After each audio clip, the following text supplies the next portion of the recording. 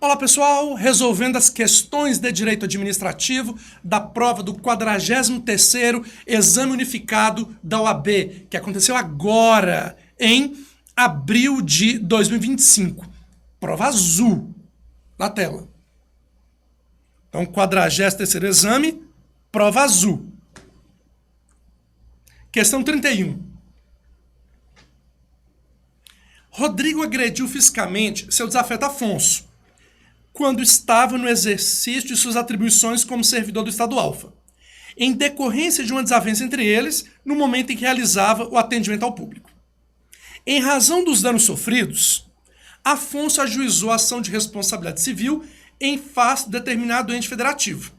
Depois do trânsito em julgada da sentença condenatória, ao pagamento da quantia indenizatória de R$20 mil, o Estado Alfa ajuizou a ação de regresso em desfavor de Rodrigo, com vistas a obter o ressarcimento ao erário. O agente público foi citado na última segunda-feira, motivo pelo qual ele procurou você como advogado para a realização da defesa do respectivo processo.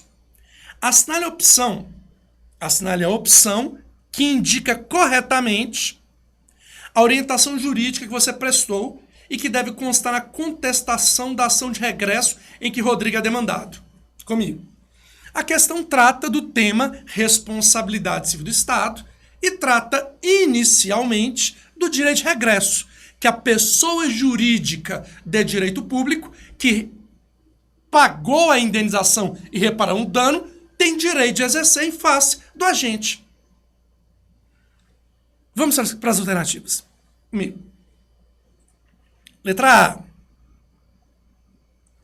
A responsabilidade civil do Estado é objetiva, com base na teoria do risco integral, enquanto a de Rodrigo, apesar de ser objetiva, com base na teoria do risco administrativo, admite discussão acerca do elemento subjetivo. Professor, errado, errado, errado, errado. Aliás, vou apagar aqui só para grifar o que está errado. Errado. A responsabilidade civil do Estado é objetiva. Certo. Com base na teoria do risco integral. Errado. Comigo. A responsabilidade civil das pessoas jurídicas de direito público e das pessoas jurídicas de direito privado prestadoras de serviços públicos está no artigo 37, parágrafo 6º da Constituição. E ali há uma responsabilidade objetiva. Quer dizer que o ente responde por danos em razão de atos lícitos ou ilícitos. Houve conduta do ente? Houve. Houve dano? Houve. Houve nexo de causalidade? Houve. Não há causa excludente de responsabilidade? Não. O Estado responde. Então, o 37, parágrafo 6 da Constituição, que fundamenta a responsabilidade objetiva das pessoas jurídicas de direito público na questão o Estado Alfa, e das pessoas jurídicas de direito privado prestadoras de serviços públicos é objetiva, mas baseada na teoria do risco administrativo. Segundo ela, o Estado responde objetivamente, mas se o Estado provar qualquer causa excludente de responsabilidade, afastada será a responsabilidade civil do Estado. Porque no risco integral, a responsabilidade do Estado é objetiva e não admite causa excludente. É o caso do dano nuclear, artigo 21, inciso 23, a linha D da Constituição. O dano à responsabilidade civil do Estado, com base no risco integral, existe? No Brasil, existe. Mas não é a regra. A regra é o 37, parágrafo 6º, que é o risco administrativo. Responsabilidade objetiva que admite causa excludente. Então está errado. Na tela. Enquanto Rodrigo, o agente público, apesar de ser objetivo a responsabilidade, com base na teoria do risco administrativo. Errado também. Comigo. A responsabilidade do causador do dano sempre é subjetiva.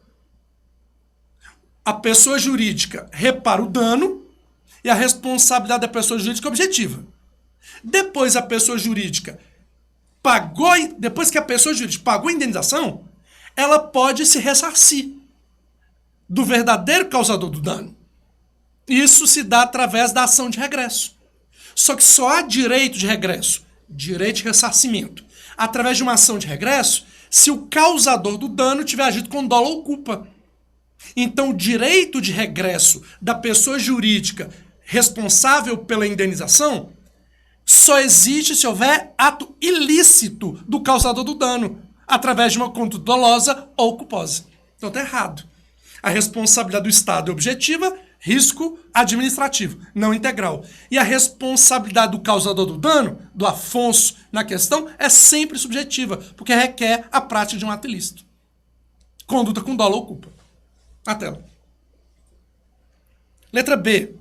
A responsabilidade civil é objetiva, com base na teoria do risco administrativo, tanto para Rodrigo quanto para o Estado. Comigo. Errado. Já disse. A responsabilidade do causador do dano é sempre subjetiva. Sempre. Exigindo dolo ou culpa. Na tela. C. A responsabilidade civil é subjetiva na situação de Rodrigo, sendo necessária a demonstração de dolo ou culpa na ação de regresso em questão, a qual foi ajuizada em decorrência da condenação do Estado, fundada na responsabilidade objetiva, com base na teoria do risco administrativo. Certinho. Marque a correta, e a correta é essa. Só para concluir aqui a letra D. A responsabilidade civil é subjetiva, tanto para Rodrigo quanto para o Estado. Errado. Errado. Comigo. É subjetiva para Rodrigo, que é o agente público, e é objetiva para o Estado, que é o ente estatal. Para o ente estatal, a responsabilidade é objetiva baseada no risco administrativo, que é a regra do 37, parágrafo 6º. Fácil, né?